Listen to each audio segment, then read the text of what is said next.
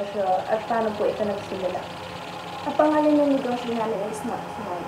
Nagsimula ito as school project namin sa school sa entrepreneurship subject namin.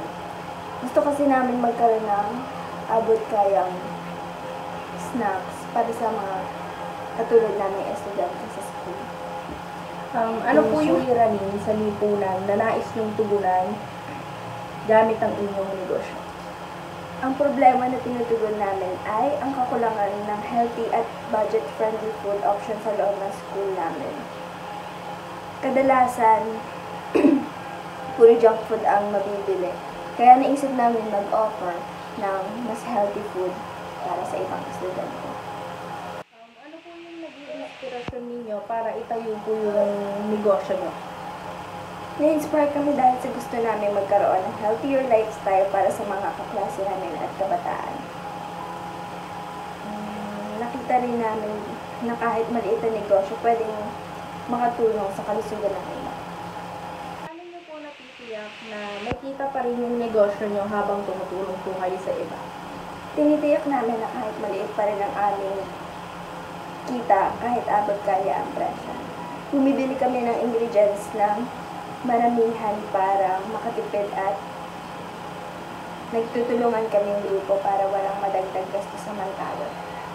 Ano naman po yung pinakamalaking hamon na inyong hinarap bilang isang social entrepreneur?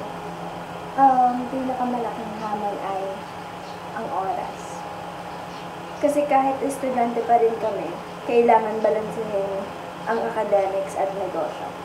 Isa pa, mahirap kumbinsihin ang ibang estudyante na mas piliin ang healthy kaysa junk food. Yes. Paano niyo po pinipili yung mga taong natutulungan o kasama sa inyong proyekto? Sa ngayon, ang mga kasama namin ay kaklase at mga kaibigan na willing at committed talaga na tumulong sa amin. Kung beneficiaries naman, inuuna namin yung mga estudyante na walang baon at limited ang budget. Kaya laging mura ang presyo sa products para sila rin ay may benefits. Ano pong klaseng pagbabago ang nakita o naramdaman ninyo sa komunidad mula noong nagsimula po kayo? Nakakatuwa kasi unting-unting natututo yung mga kaklase namin na mag-appreciate ng healthier options. May mga teachers na rin na bumibili dahil mura at insustansya. Sa simpleng paraan, naramdaman namin na mas nagiging healthier, conscious ang students. Ano po yung plano nyo para sa inyong enterprise sa susunod na 5 taon? Plano namin na palakihin ang Snacksmart. At eventually, magbenta rin ng sa labas ng school. Gusto namin magtayo ng online platform para mas marami ang maka-access ng healthy snacks.